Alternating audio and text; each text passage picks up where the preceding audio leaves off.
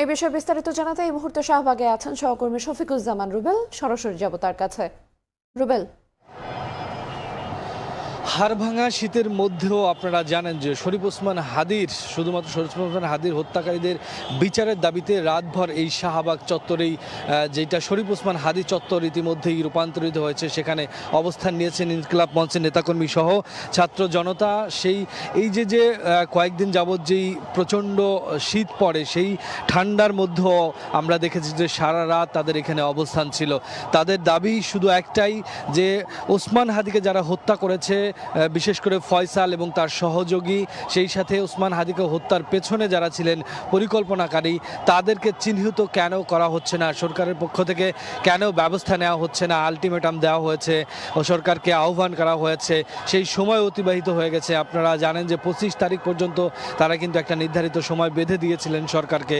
সেটি অতিবাহিত হয়ে যাওয়ার পরেই মূলত সর্বস্তরের মানুষ এবং ইনকিলাব মঞ্চের ডাকে কিন্তু এই শাহবাগ চত্বরে কালকেই এসে উপস্থিত হয়। তারা সারা রাতে এখানে অবস্থান করে। এখনও কিন্তু আপনারা দেখতে পাচ্ছেন যে কম্বল মুড়িয়ে কিন্তু এখানে তারা অবস্থান করছেন।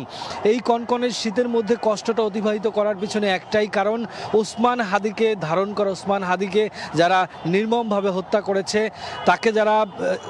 তাকে যারা তার কণ্ঠ যারা রোধ করে দিয়েছে, তাদেরকে এ রাষ্ট্র কেন বিচারের মুখোমুখি করছে না, কেন কোন জায়গায় তাদের কোন বিচারের কোন ফাঁক ফোকর দিয়ে তারা রেহাই পেয়ে যাচ্ছেন, এই বিষয়টি তারা বলছেন। আপনারা জানেন যে এই 12 তারিখে যখন ওসমান হাদি তিনি জুমার নামাজ শেষে প্রচারণা চালান, তখন তাকে সন্ত্রাসীরা গুলি করেন এবং তাদের মধ্যে ইতিমধ্যেই চিহ্নিত হয়েছেন ফয়সাল, যিনি সন্ত্রাসী সংগঠন, নিষিদ্ধ সংগঠন ছাত্রলীগের নেতাও ছিলেন।